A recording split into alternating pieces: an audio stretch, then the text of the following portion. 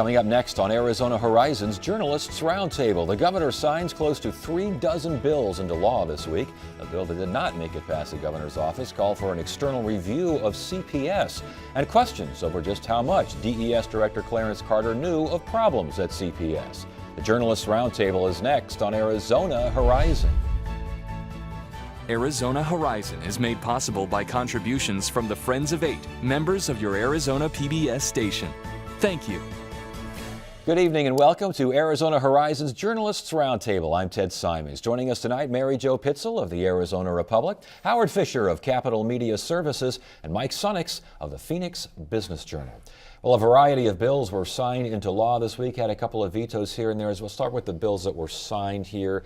35, that makes 278 overall. Is that normal, that kind of number? I think it's a little bit below normal, but amazingly, somebody shared with me statistics, and every year the percentage of bills introduced, the percentage of bills passed to the percentage of bills introduced, or the number introduced, is about consistent. Isn't that something? Which sort of suggests there's just a certain capacity for work at the legislature. As far as these latest bills now, apparently a revenge porn bill was signed that may be among the toughest bills of this kind in the country. What's going on here? Well, that imposes some felony sanctions if someone takes a picture of someone or transmits a video that was taken of an intimate act of someone and transmits it, broadcasts it, publishes it without the consent of the person in the image. And the key of why it's called revenge porn is you're most likely to get that image with a lover, with a spouse or something else. And you know, couples, particularly now with digital photography, oh, here, let me shoot this naked picture of you.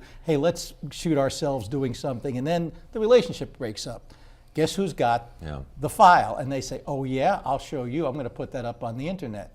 Now, there were probably already some privacy laws that applied, but this made sure that we're talking criminal acts rather than having to go to court civilly to sue for your likeness. I guess a definition of "I'll show you" in both terms there. Equals domestic abuse, huh? I mean, that's yeah. They added that in.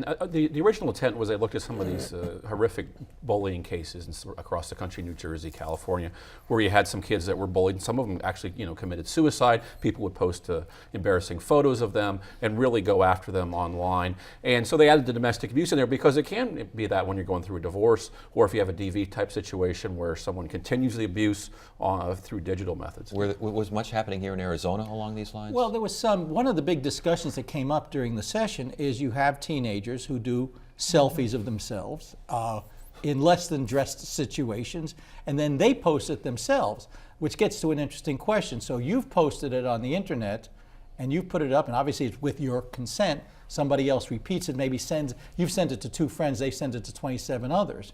So that's been the problem. The problem with teenagers has been the issue of a lot of kids who just don't think, well, gee, when I hit the send button, where does it go? It goes viral. It's to go after some of these really mean-spirited things that have gone on in some of these high schools and here in other countries. I don't want to get to too many of the other bills, but some others of note. Optometrists can prescribe some drugs, not they're not MDs, but they can. What's this? Well, this was the bill that was the very last one out of the hopper and kept the legislature there at 1 in the morning with some fairly long floor speeches, and people were pretty tired of it.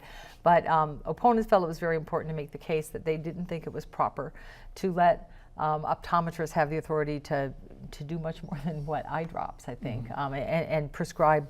They're opposed to the idea of prescribing certain, I think, is it Schedule II drugs, because they argue they're not medical doctors. It's the old optometrist versus ophthalmologist rivalry that you see over, and it's like Ohio State, Michigan, or the Yankees and Red Sox. You always see these things come up in different states, and what kind of powers optometrists, who aren't physicians, what kind of powers they have besides maybe eye drops and prescribing contact lenses. But it's larger than this. Every year I've been down there, there were always things. Doctors say we are the only ones who can do certain things. They have fought the chiropractors. They have fought some of the podiatrists who actually are medical doctors. They have fought the naturopaths. And the question of who should be able to do what. This ophthalmologist bill goes back, its roots were in the 80s, when in fact the optometrists didn't even have the power to put in the drops to dilate the pupils. They've since been given things like certain anesthetics to be able to use on the eyes. This just takes it a step farther. The ophthalmologists are saying, where does it end? I mean, it's one thing to say, well, gee, optometrists are everywhere, but they're not doctors. The scourge of optometrists throughout Yes. the state. What do you go to, Fisher? Do you go to ophthalmologists or optometrists? I go to whatever's cheap. All right, well, we got that settled. Another bill helps Prescott with these Yarnell firefighter costs. It kind of spreads it around the retirement system as opposed to what? Having the city of Prescott pay for it all. Right, because after the firefighter deaths and the claims that came in from survivors, the city of Prescott said we can't afford this. It'll kill us. It'll break the bank, and they're looking more and more like Glendale that way. So House Speaker Andy Tobin, this is part of his district, pushed to have sort of the burden spread, as I think you put that correctly, throughout the retirement system, so that burden is absorbed by the larger system. And the issue is, because of the fact, while the retirement system does cover the whole state, it's like auto insurance. You're rated on your experience. And if all of a sudden you have a small town like Prescott, few employees, and all of a sudden 19 deaths up against your rating, that's what killed it. And so they say, to a certain extent, over a certain amount, there should be a state umbrella and understanding that this is a state responsibility. Saves Prescott about $5 million, something that Tobin can certainly run on. Absolutely, he's running for Congress against Ann Kirkpatrick. This is huge for his campaign. This makes a good mailer. This makes a good thing to bring up in forums. Makes good television commercial. Any other bills out there? Any other bills that were signed of note, and any other bills that are still waiting for some kind of decision? Well, in this most recent package was the Yarnell Hill Memorial.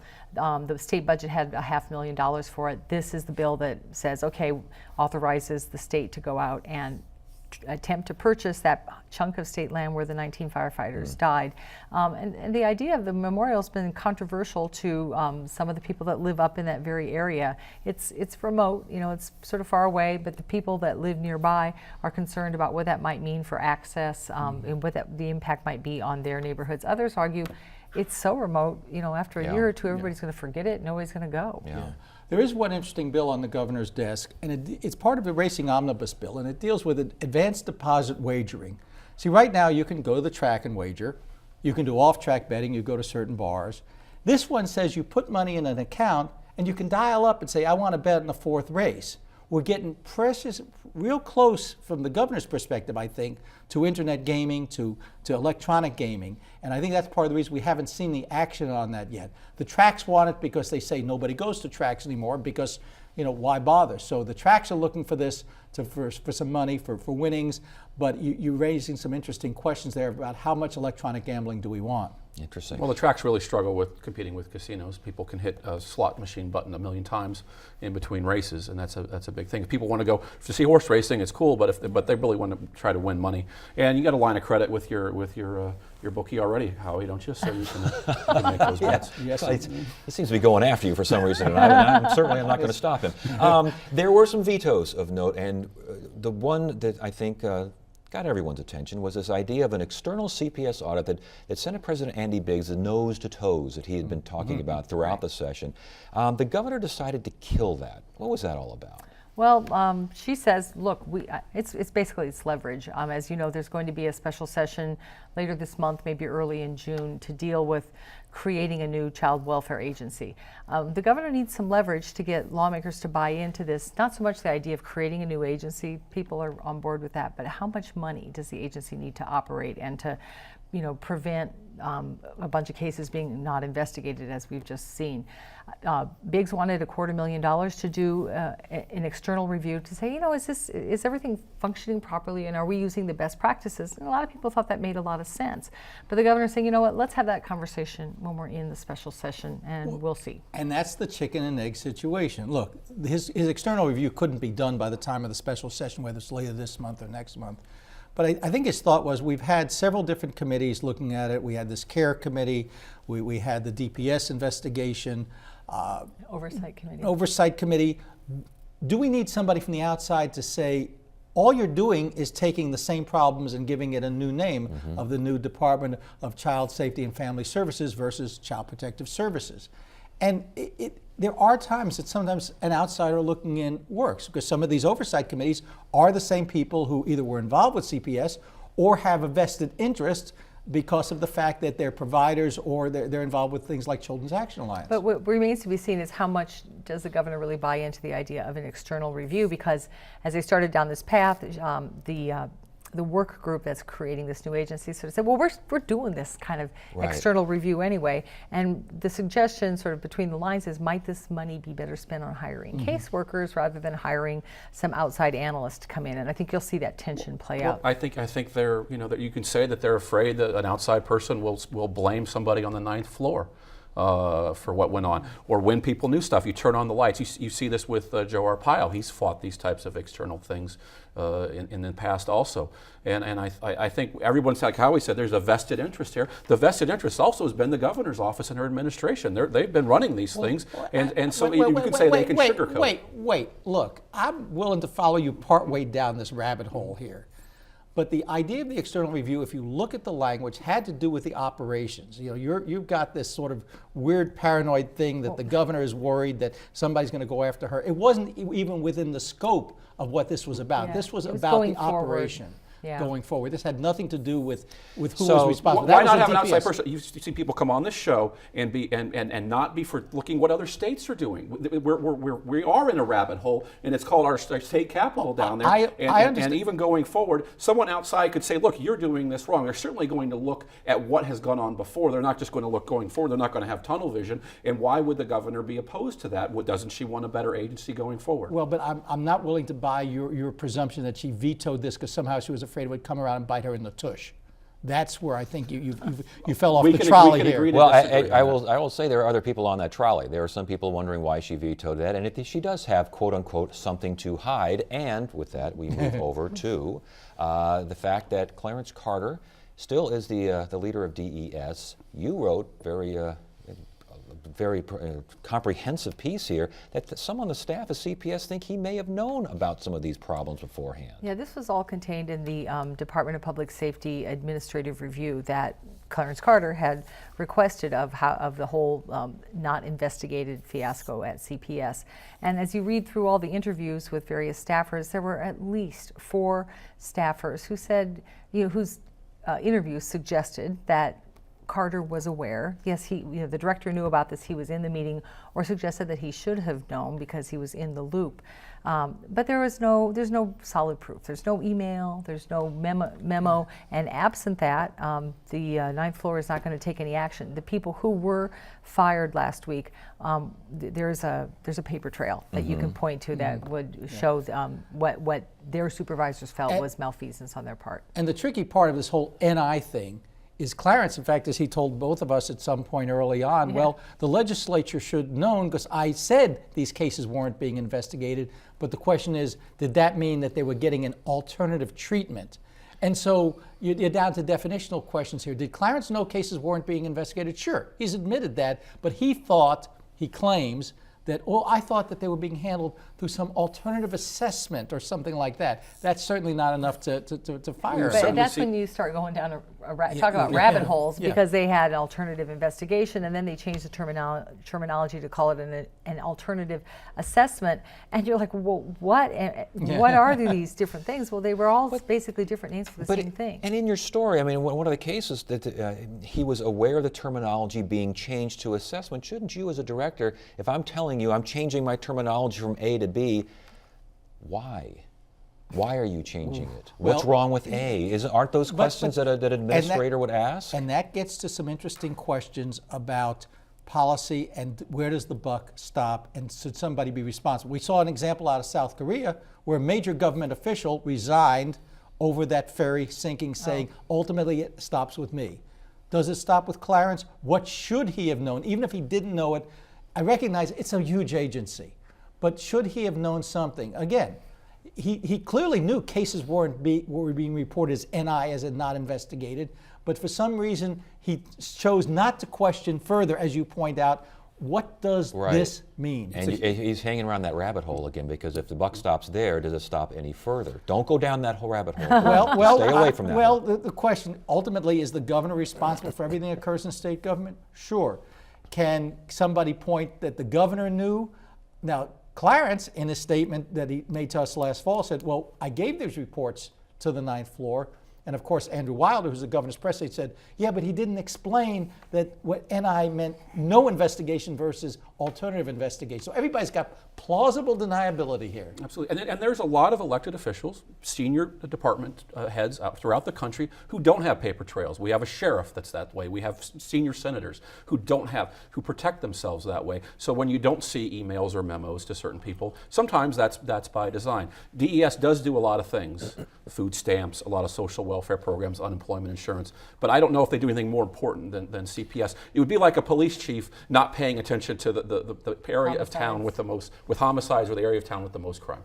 And having discussions about changing terminology and describing what's going on in those dangerous parts of town. It seems very semantical, Yeah. the change terminology. It's government speak, it's political speak. They're not homicides, they're unfortunate deaths. Yeah. We're just changing the terminology. And again, we should mention the DPS report says that Carter was not he was not directly implicated. They found no direct implication. Correct. Nothing. This is a Brewer administration report protecting a brewer. wait. Uh-oh, there's that rabbit hole again, come on, Howie. Mike, Go you know, protect the rabbit hole. Look, I'm not People here can, people can make that jump. Other people have made that jump. Well, look, I see it more as DPS looks at it like cops. You know, what can we prove? What can't we prove? If DPS normally takes cases and they present them to attorneys general and county attorneys, what can you prove? If you can't prove it, why throw it out there? You know, But this isn't a court of law. This is where this guy should keep his job. And I think you can say that the administration, the governor's office, has managed this thing throughout. They were the ones that released this after the detective went to them. They were the ones that put together the task force. The governor picked these people on the CARE task force. Now, maybe they did good work, but they have managed this throughout. Yeah. If you want to say that management is a rabbit hole, that's fine. Yeah, well, I think there's a suggestion that you talk to lawmakers, and there's a couple that are intensely involved with the whole CPS thing who have mostly members of the Democratic Party, who have some pretty strong things to say. Others are like, well, you know, I haven't read the whole report. But you got to wonder if Carter were to come up for confirmation, you know, in the next couple of weeks, I don't know if that vote would. But I think most Republicans, I can tell you how that vote would go. Well, with I that think most question, Republicans down there aren't engaged in this as much. Senator Biggs is, and you mentioned a few folks, Well, but and this has gone on for years. I mean, this is a problem with the agency for years in terms of funding. When I did the story, I talked to Representative Steve Smith because he's on this Reform and Human Services Committee, and they had a lot of the whole CPS players come in after the NI fiasco went after it came down, and he kept asking, who's responsible? I mean, he definitely wanted to basically see some heads roll, so I called him up after the report came out, and you know, he had the great quote, I guess he reads Spider-Man, and he says, what's Spider-Man say? You know, with great power comes great responsibility, and he's suggesting the buck stops with the director. Yes, his spidey sense was tingling. all right, let's move on now. The Phoenix VA chief put on leave, and this story, and the Republic has obviously done great work on this. It's a national story because it's happening in some respects to other VA facilities around the country, but Sharon Hellman on leave, I think 2 others placed on leave. What is going on over there? There's at a the lot of VA? parallels to CPS. We were talking in the green room. Yeah. An agency that's been overloaded for years, underfunded, and had lots of mismanagement and problems. And they were allegedly putting patients on waiting lists. Some of them died while they were waiting. This has been a problem with the VA. And then they basically tried to avoid answering questions on this. And surprisingly enough, the administration put her on administrative leave, unlike a state director who will stay at his job until the end of a term. But this is pretty egregious because you had people die, you had people really waiting, and this isn't just the Phoenix VA. You've seen this in other cities too. Look, it comes down to who should have known, what did you know, when did you know it? The problem is that one of the top administrators hasn't been there, wasn't there when this started. So the question becomes, what's her culpability? What did she know? What could she have known? That there were 2 lists, and people were kept on one list, and then when they were finally ready to see them, they put them on the other list. So look at Yeah, our and not wait only times. that, when you say, hey, that means, hey, we get bonuses because, look, the wait times Yes. have dramatically dropped because we're keeping a couple of sets of books, and A, and B, while these people were waiting for treatment and or appointments, some died, not maybe because of the delay, but during that time, at least 40 died. Yeah, this agency I was looking up is just overloaded with cases, with claims from veterans, with claims for veterans trying to up their benefits, appealing decisions, and of course the delivery of health care, which seems kind of foreign to us that someone would be waiting and waiting and waiting just to get an appointment. So there's a lot of problems with this. But again, maybe they changed the terminology and that threw her off. Yeah. Okay. Governor vetoes a business tax cut bill. Is it a bit of a surprise there? Not really, to the extent that she is watching out for CPS funding. Yes. Right now, there's a federal reform. It's called Section 179. Anybody's in business has seen it. It's essentially you buy some equipment, and if it's over a certain amount, you have to depreciate over a number of years. Right now, $25,000 you get to write off immediately on the state. This would have boosted to $500,000, which matched what the feds do and some stimulation. But it would have kept it there even when the federal money deduction came back down. And she said, wait a second. We're not just conforming with the feds, which is normally what we do. We're keeping it here permanently at a loss immediately of perhaps $25 million. So she said, wait a second, I think I know what I can do with Yes. that money, and Yeah. are we really want to go that route just on our own? Kind of reoccurring motif there, isn't it? Yes, I think she's using these vetoes and these bill signings in the lead up to the special session to sort of set the table on what she's expecting. $25 million is the same amount that's in the Competes Fund, which is the fund the governor gets to use to throw money at Apple and Tesla. So they don't just spend money on CPS, but that is the reason du jour for these vetoes. Yeah, but also 25 million is about the amount of money that if you add that to CPS, that would bring the legislative appropriation about up to the same amount that the governor requested at the beginning of the year. Okay, I don't want to leave without this federal panel looking at the legislative maps that were drawn, the challenge of the legislative maps that were drawn. The federal panel says, go away with this. Is this the end we're going to hear? Oh, come on. I mean, It's there's two redistricting. reasons, not the end. It's the end for this election cycle. For that's this election sure. cycle, it is.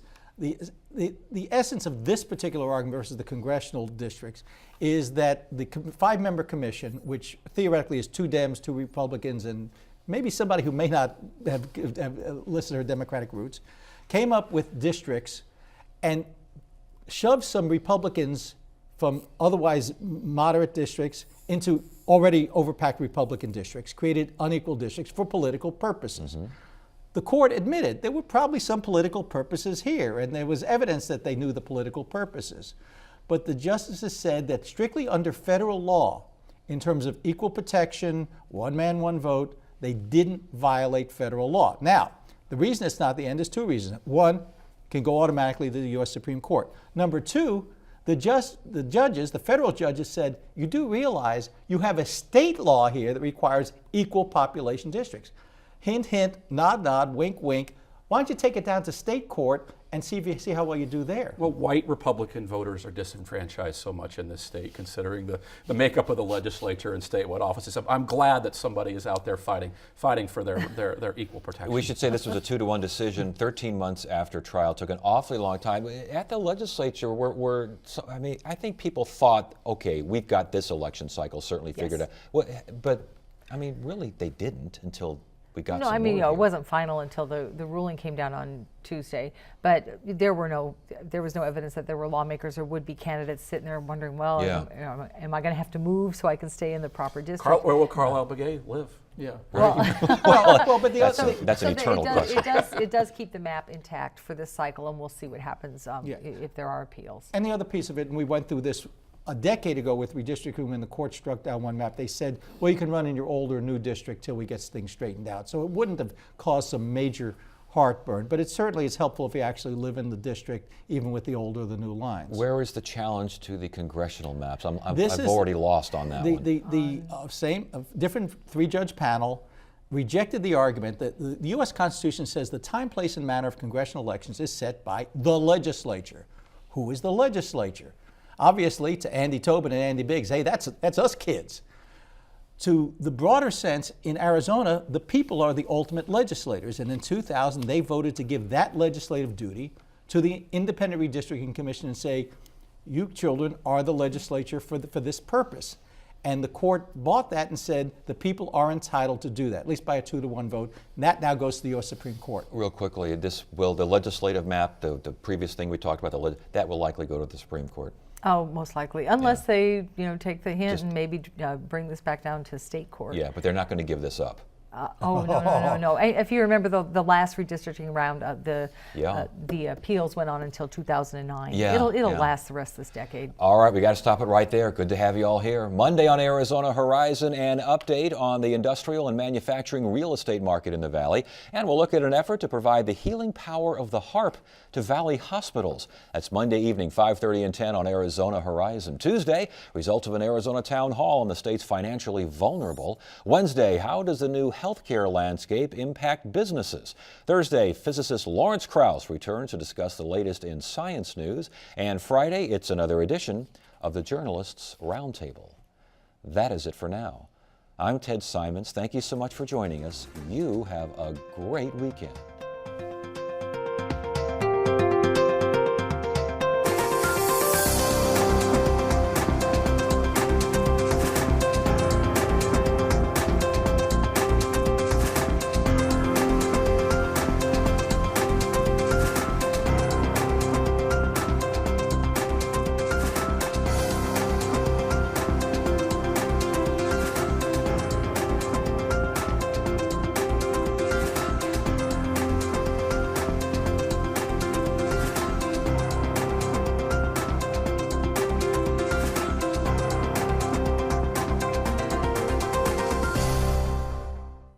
Arizona Horizon is made possible by contributions from the Friends of 8, members of your Arizona PBS station.